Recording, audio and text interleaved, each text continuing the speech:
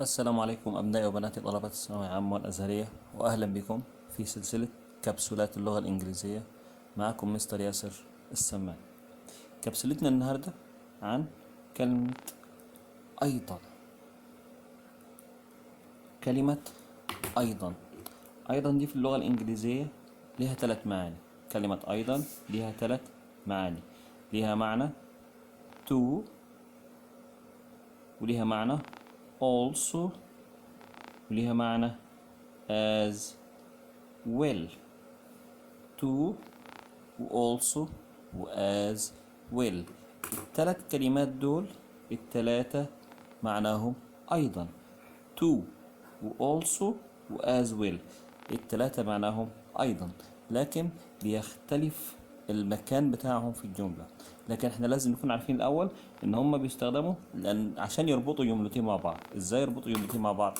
أنا عندي جملة بتقول إيه مثلا elephants الأفيال are big animals. حيوانات كبيرة. الأفيال حيوانات كبيرة. نقطة. they إنهم اللي هم الإليفانتس help people they help people.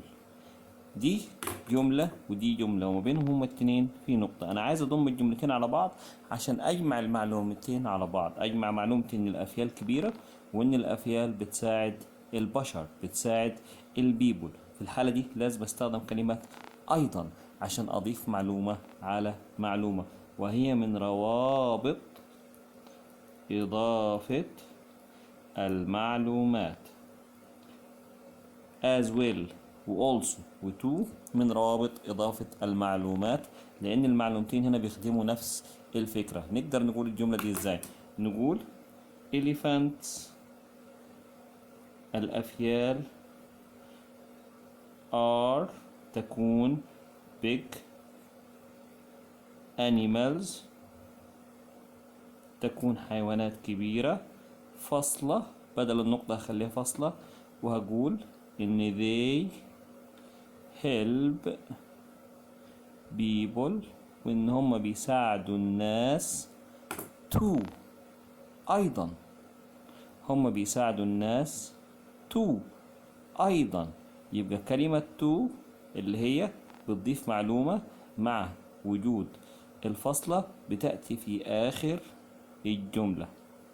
طيب ماشي، أنا عايز أقول نفس الفكرة. هقول elephants الأفيال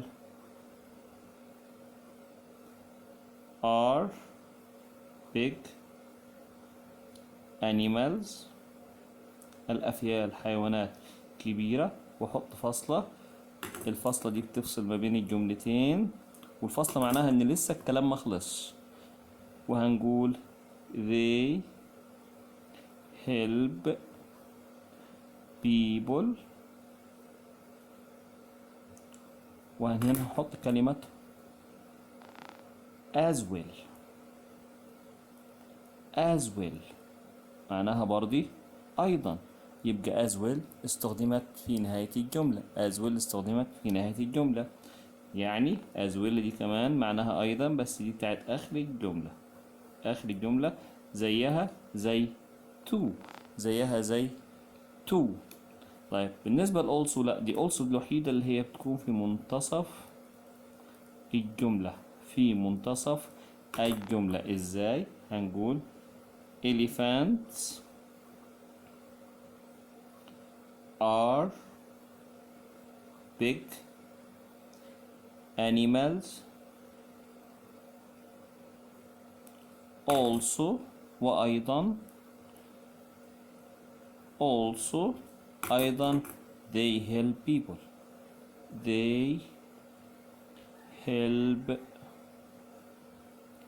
people يبقى كلمة also جت مكان الفصل على طول، استخدمت مكان الفصلة. وفي طريقة أخرى نستخدم بها also إن احنا نخلي also بعد الفاعل بتاع الجملة التانية. هنقولها ازاي؟